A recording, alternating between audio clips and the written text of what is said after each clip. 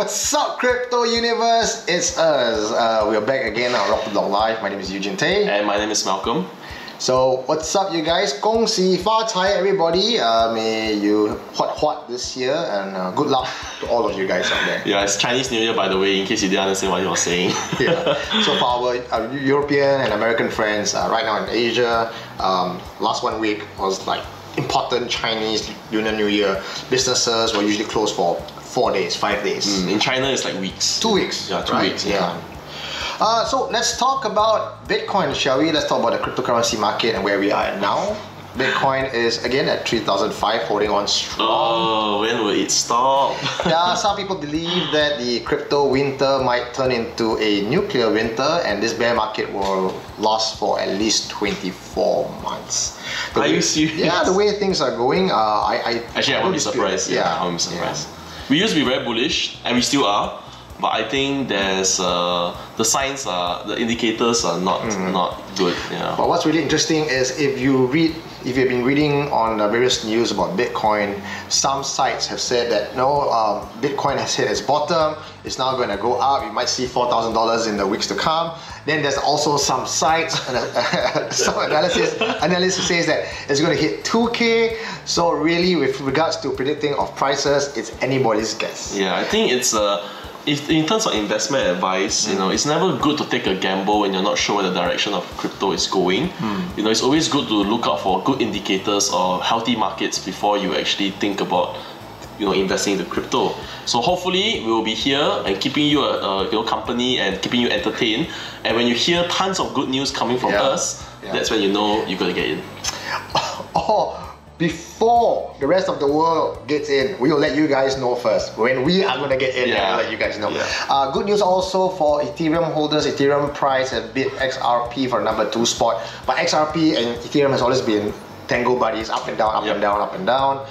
Next one, NEO, the darling NEO, the Ethereum of China, have seen a price increase from $8 to I think $12. Really? In a period of time, yeah. Wow. So if you are holding on to NEO and you made that close to 50% or 40%, that's actually pretty good in today's market. Yeah, $12 is quite close to its all-time high of 146.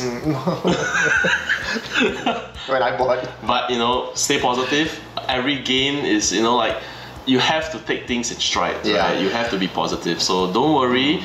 There's tons of things to be looking out for. Yeah. In fact, in Bitcoin market currently right now, if you guys really bother to sit down by the computer and trade Bitcoin on a daily basis, you can actually arbitrage between Coinbase and Bitfinex, and there's $100, 100 USD spread between both sides. That's actually very high. Yeah. So people are still making money in the scene. Although overall ICO is down, everything is down.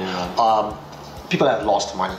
But do not just read the newspaper and say that crypto is dead. Crypto is far from dead. The technology is improving. New projects are really the good thing is new projects are not coming in as fast as furious as it did before with the ICO race, but the existing projects that are in the scene are slowly building up and giving out results to people. Yeah, it's more considerations before anybody actually starts up an ICO, which is very important because the use case has to be solid, not just using blockchain for the sake of it, but having actual use cases for it.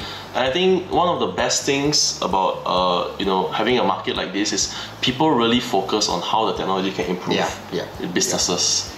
I think it's very important. ETF, Exchange Traded Fund, that 3-letter acronym that has been going on since last September in 2018. Every time we thought it was going to happen, it gets delayed. Again, same thing. No surprises here. ETF will soon be coming to you, but no specific dates. I was quite surprised they withdrew it. They didn't wait for the SEC to say no or to say yes, but they withdrew it because of certain considerations, which may or may not be a good move because being outrightly rejected will have been even worse. That will actually show the market, the people who are in charge of regulation are not confident in crypto, whereas the people who submitted the ETF says, hey, maybe we have some time now, it's crypto winter, let's actually look at how we can improve things so that moving forward things will be smoother. I think that's in real life, in business as usual. This is the pace of development and progress. Anyway, whatever you've seen in 2017, 2018, that was just a mirage. The other thing also, for those of you out there who are putting all your chips onto STO, right? ICO is dead, therefore the STO is the next big thing. At least for MAS, Monetary Authority of Singapore, has came out to say it. No, some of the ideas that you're trying to shoehorn STO in will not work and is illegal. So STO is also taking a step back, and it's not the new solution or the new remedy to fill ICOs. Yeah, I think the next piece of interesting news is Binance Coin has been doing really well. They went into top 10 with a $1.3 billion market cap, and they've been very steady. People always talk about traders who come into crypto, they're always measuring things based on satoshis, which is the smallest decimal of a Bitcoin.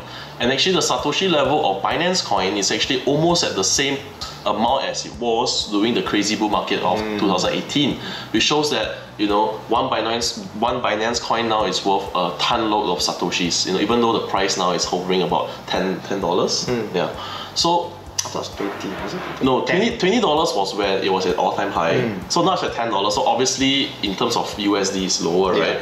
But in terms of Satoshi, which is how much is it worth compared to Bitcoin, it's almost the same, which is amazing. And I think one of the attributes is actually Launchpad, which, as many of you guys know, did a very successful launch of BitTorrent. Tron is the one who bought BitTorrent for $126 million. And they did a very successful ICO, sold out in 30 minutes. Although CZ said that it would have been faster if not for some issues with the Launchpad platform. And I think another interesting thing is this project called Fetch AI, which is the next project that will be going to be listed in the Launchpad, and it's really interesting. If you guys are into it, please check it out. I think the cool thing about Binance Launchpad is that it never ever failed to push a coin to beyond 3x. 3x is like the minimum. Everything that came out on Binance Launchpad just became successful, and I think one of the biggest reasons is people know about it and it's easy for them to invest because they have a Binance account, right? And I think having that kind of liquidity from the get-go is a real advantage. So if you guys are interested in looking out for the next interesting project, because it's very boring now, right? Fetch AI might be something interesting, so just keep a lookout on the Binance Launchpad. That's the thing, right? It's always been any coins that are listed on Binance usually gets the attention of investors. Does well, So that also leads me to wonder about the rest of the other exchanges out there in the market. Huobi is the second closest. Your KuCoin, your OKX, and a ton of every day on LinkedIn I get pinged by people who says I've created an exchange. It makes me wonder how many exchanges out there can actually sustain and fight against the incumbent, the giant like Binance. Yeah, I think Binance so far, it's no coincidence it is where it is. Be it a multitude of factors, ease of use, user acquisition, having all the different kind of selection of coins that you can choose from. And obviously not having been hacked before, the trustworthiness of the platform is very important. So if you really have such a powerful and strong account in Binance, what would lead someone to say, hey, I want to create an account with someone else, which has less selection? There's no reason to. So you have heard all the positive stuff that you talk about Binance and coins and potential money making. For those of you out there who are sitting on your hands and then really fuming at the market, well, we feel you.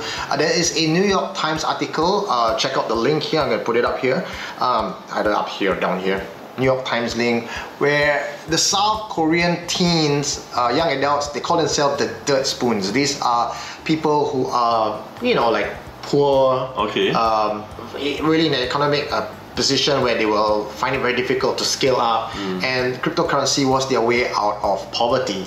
And back then they invested 10,000, 50,000, and their life savings, right? And at one point in time, some of them were even millionaires. But they hodled on too long, and now most of them are really in the red. Some of them have not told their parents, and they are basically depressed and disgruntled. But why spoon? Dirt spoons, why spoon? Why not fork? I think fork is a more appropriate utensil for for crypto. Yeah, dirt fork. Yeah, dirt fork, you know. But all that news that we have for you today cannot beat the number one headline news we have for you today, which will be covered by our guest Weatherman, Leslie from Bitcoin Club, who's going to talk about Quadriga CX, whose founder died Apparently. and with him is about $190 million of customers, your money stuck in cold storage. Because the private keys is, guess what? Only he knew what the private key was. So when he died, everything followed him to his grave. So you have a company and you have a CEO and you're dealing with $150 million worth of customers' money, and you didn't think to have a second in command, having some fail-safe mechanism. So is that being silly? Is that an oversight? Or is this a pure out exit scam? We'll let you guys figure this one out as we bring all the spotlight to our Weatherman. Thanks, Eugene. And 恭喜发财, everybody. Happy New Year to everyone. And today's topic will be on Quadriga, as Eugene has mentioned. It's a Canadian exchange that actually hit the mainstream media. And during the whole period of Chinese New Year, I've been getting a lot of inquiries and a lot of questions on what happened to this latest news itself. It's one of the biggest news in the last few weeks itself. And apparently, the CEO of Quadriga has passed away on December 9, 2018. And he passed away in India during this period of time. And what happened was, all the private keys that he was holding on was lost as a result. No one could have access to it. And Quadriga had to engage EY to actually come in and manage their cold wallets as a result, to help them collate and manage all these accounting aspects to what was lost and what's recoverable at this point of time. The cold wallet that the CEO was holding on to was actually the private keys were actually in his possession, and there was no records that he was there. They couldn't find it.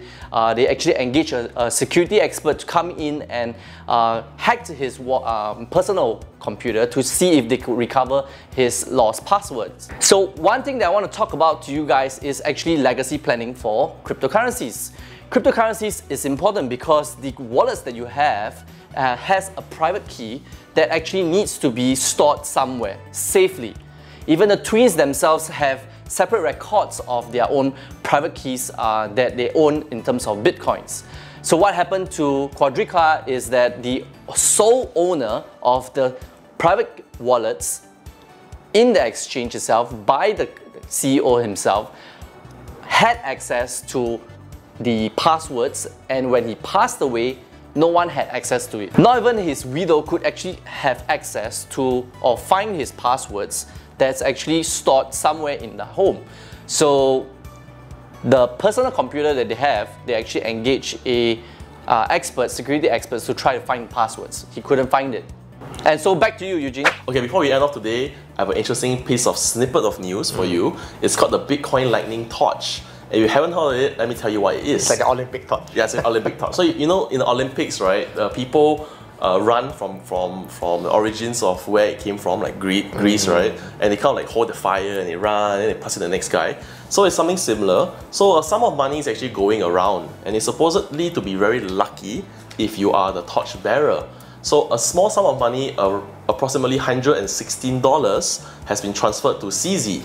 And CZ is now the torch bearer. And the hopes of this is to show that with Bitcoin Lightning Network up, it's fast to transfer currency, and it's effective so that people notice it and use it as a way of adoption. So the next person on the list to come after CZ might be Elon Musk. Yes, because as the torch bearer, you are able to nominate the next bearer.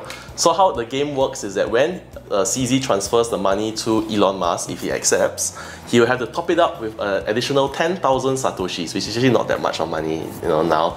And then when he does that, he will actually transfer it to the next notable person, and then it just keeps going on and on and on, to show people that it's fast, it's effective, and it's cheap to transfer money if using the Bitcoin network. So far what they said about the torchbearers, these are all iconic people in the scene.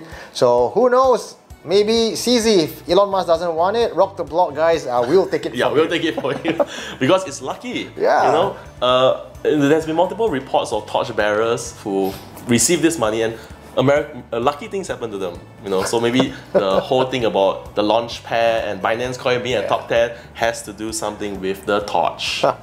And that's all we have for you this week. Until next week, my name is Eugene Tate. And my name is Malcolm. I'm saying goodbye and catch you in the next video. See you guys.